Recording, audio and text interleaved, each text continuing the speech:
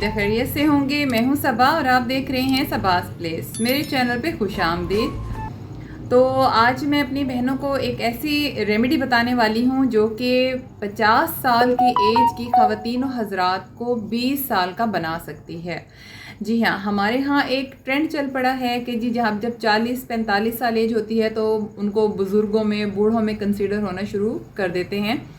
तो ऐसा बिल्कुल भी नहीं है, क्योंकि आप अगर ख़ुद को मेंटेन रखें, अच्छी खुराक लें, अच्छी रेमेडीज़ यूज़ करें, जो चीज़ें नेचर के करीब हों वो यूज़ करें, एक्सरसाइज करें, खुराक पे थोड़ा कंट्रोल रखें, तो आप कभी भी बूढ़े नहीं हो सकते। और वैसे भी ये इंसान की जो है एक तरह के अल्लाह ताला ने इस तरह के खुलिये से बनाया है इंसान को कि अगर उस खुलिये की अच्छे से हिफाजत की जाए, उसे मेंटेन किया जाए तो वो फिर मेंटेन भी हो जाता है। ऐसा नहीं है कि वो अगर बूढ़ा हो रहा है तो वो बूढ़ा ही होता चला जाएगा, नहीं, उसका बाकायदा हल है, सोल्यूशन है। इस सोल्यूशन पे अमल करते हुए आप खुद को बिल्कुल मेंटेन और यंग रख सकते हैं। और मज़े की बात यह है, ये एक ऐसी रेमेडी है जो सिर्फ 50 साल की एज वालों के लिए नहीं है, ये उनके लिए भी है जिनकी एज 20 ईयर्स है। क्योंकि होता ये है कि जब आप 20, 21, 22, 23 साल के होते हो तो उस वक्त भी आपकी स्किन के ऊपर लाइट लाइट सी फाइन लाइन्स आना इसलिए स्टार्ट हो जाती हैं क्योंकि आप धूप में जाते हो, खुराक का ख्याल नहीं रखते हो, खून की कमी हो जाती है। पढ़ने वाले बच्चे बाज़ आई साइट वीक हो तो बहुत ज़्यादा आंखों को इकट्ठा करके थोड़ा सा यूं करके पढ़ते हैं, जिसकी वजह से उनके माथे पे या आइज़ के करीब रिंकल्स पड़ सकते हैं। ऐसा नहीं है कि रिंकल्स सिर्फ बुढ़ापे के साइन ही हैं, रिंकल उन पे भी पड़ सकते हैं, क्योंकि रिंकल का बेसिकली मतलब ये है कि आपकी स्किन का इकट्ठा हो जाना, लाइन पड़ जाना, सुकड़ जाना। तो वो किसी भी काज की वजह से, किसी भी वजह से आपकी हो सकती है। तो इसीलिए आप 20 साल की एज में अगर यही रेमेडी अप्लाई करना शुरू कर दोगे और यूज़ करोगे तो उससे आपके रिंकल्स नहीं पड़ेंगी, फाइन लाइन्स नहीं पड़ेंगी, कमज़ोरी दूर होगी। तो यंग एज के लोग अगर ये रेमेडी यूज़ करेंगे तो उनका ये फ़ायदा हो जाएगा कि उनके ऊपर बुढ़ापा आएगा ही नहीं। कोई भी रेमेडी उस वक्त ज़्यादा इफ़ेक्टिव होती है जिस वक्त हम उसके ऊपर पूरे यकीन के साथ उसे यूज़ करते हैं, क्योंकि कहा जाता है ना, पीर बड़ा नहीं होता, यकीन बड़ा होता है। जिस पे आपको यकीन होता है वो यकीनन चीज़ आप पे इफ़ेक्ट भी बहुत अच्छा करती है। इसकी मिसाल मैं आपको एक छोटे से वाक़ये से सुनाती हूँ। वाक़या बहुत ज़रूरी है सुनना, इससे आपको बहुत मोटिवेशन मिलेगी, आप ज़रूर इस पर अमल कीजिएगा। एक दफ़ा ऐसा हुआ कि एक शख्स को ना एक सांप दिखाकर तो सुई चुभाई गई, ठीक है। तो उस शख्स ने कहा कि मुझे सांप ने काट लिया है, और उसको मेंटली तौर पे इस तरह उसको डिप्रेशन हुआ और वो यही सोच के ख़त्म हो गया कि जी मुझे सांप ने काट लिया, अब तो मैंने बचना ही नहीं है। जब डॉक्टर ने उसकी इन्वेस्टिगेशन किया, उसका पोस्टमार्टम वगैरह किया, तो पता चला कि वाकई इसकी बॉडी में भी जहर ही था। क्योंकि उन्होंने कहा ये जहर कहाँ से आया है, जबकि हमने सांप दिखाकर सुई चुभोई है, तो जहर कैसे पैदा हो गया। उन्होंने कहा जहर इसकी सोच की वजह से पैदा हुआ बॉडी में, जिसकी वजह से ये इसकी डेथ भी हो गई है और वाकई में इसके अंदर एक जहर पैदा हो गया। तो ये आपकी सोच काम करती होती है।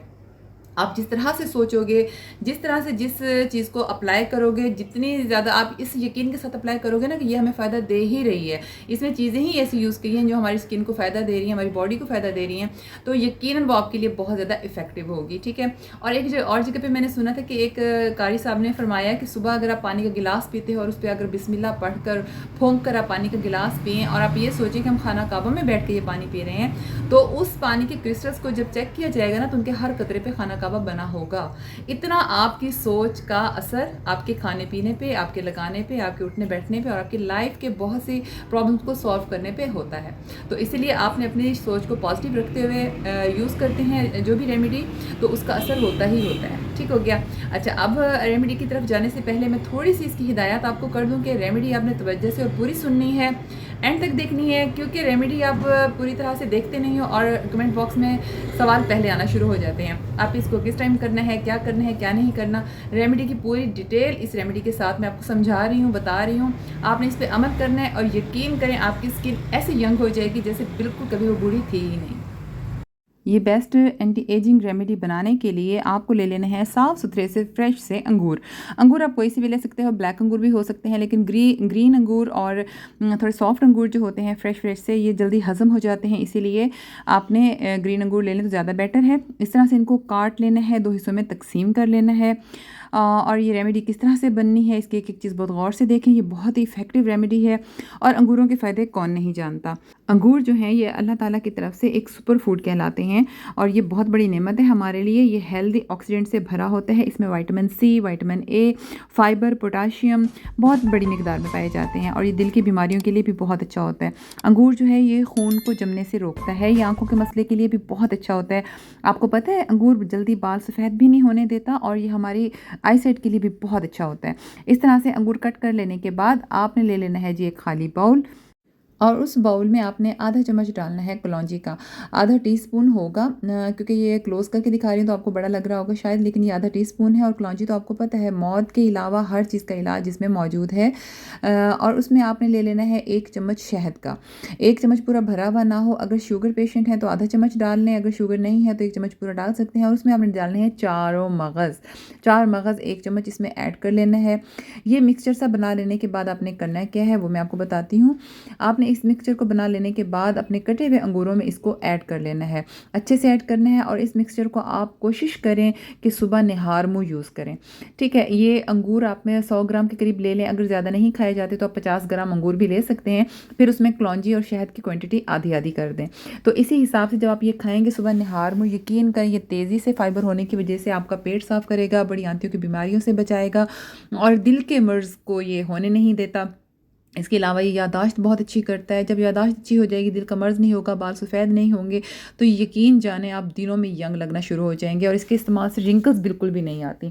तो उसके अलावा खाने के अलावा फिर आपने और क्या करना है जी, आपने एक बाउल ले लेना, एक मिक्सी ले लेनी है, उसमें 2 चम्मच अंगूर के इसी मिक्सचर के डाल के ग्राइंड भी कर लेना है। ये मैं आपको स्किन के लगाने और खाने दोनों का तरीका बता रही हूँ, क्योंकि अंगूर का खाना और लगाना दोनों लिहाज से बेहद बेनिफिशियल है। तो आपने इस तरह से इसके जूस को निकाल लेना है। अब इस जूस का करना क्या है वो भी मैं आपको बताती हूँ। और इसके अलावा अंगूरों के और भी बहुत सारे फ़ायदे हैं जो कि मेरे से एक ही सांस में बताए भी नहीं जा रहे हैं। तो आपने इसमें 1 चम्मच इस पानी में, अंगूर के इस पानी में 1 चम्मच कॉर्नफ्लोर का ऐड कर लेना है और इस तरह से पतला पतला सा मिक्स सा इसको बना लेना है। अच्छा, एक और मैं आपको बात बता दूं कि अगर आपने क्यूब्स की सूरत में इसको फ्रीज़ करके यूज़ करना है, जो कि पफ़ी स्किन के लिए या स्वेलिंग फेस के लिए बहुत ही अच्छा होता है और एंटी एजिंग भी बहुत अच्छा है, तो आप इसके साथ फेस की टकोर कर सकते हैं। तो इसको आप क्यूब्स की सूरत में फ्रीज़ भी कर सकते हैं। और अगर आपने इसको मास्क के तौर पे यूज़ करना है तो इसमें थोड़ा सा और कॉर्नफ्लोर ऐड कर इसको थोड़ा गाढ़ा बना लेंगे। और मुझे पता है मेरे व्यूअर्स बहुत ही ज़्यादा स्मार्ट हैं, उनको फ़ौरन पता चल जाएगा मास्क कंसिस्टेंसी मास्क की कितनी होनी चाहिए। और मास्क की कंसिस्टेंसी बस इतनी होनी चाहिए कि वो आपकी स्किन पे टिक सके, बहना ना शुरू कर दे।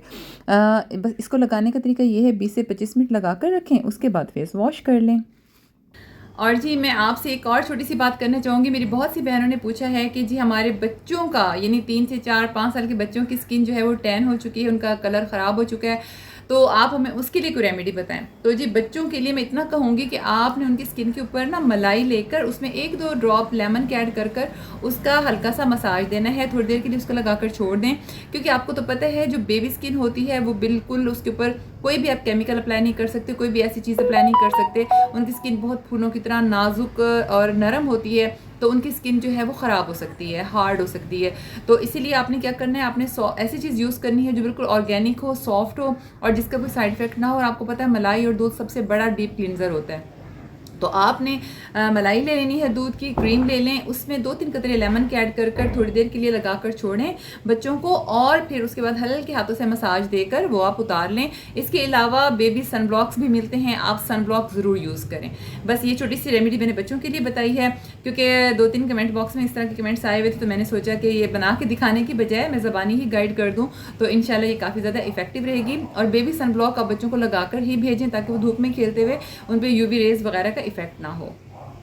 जी तो व्यूअर्स, उम्मीद है आज की वीडियो आपको काफ़ी पसंद आई होगी। पसंद आई हो तो लाइक एंड शेयर ज़रूर कर दें और कमेंट बॉक्स में एक अच्छा सा कमेंट भी ज़रूर छोड़ दें, ताकि इसी तरह की वीडियोस मैं आपके लिए लाती रहूं।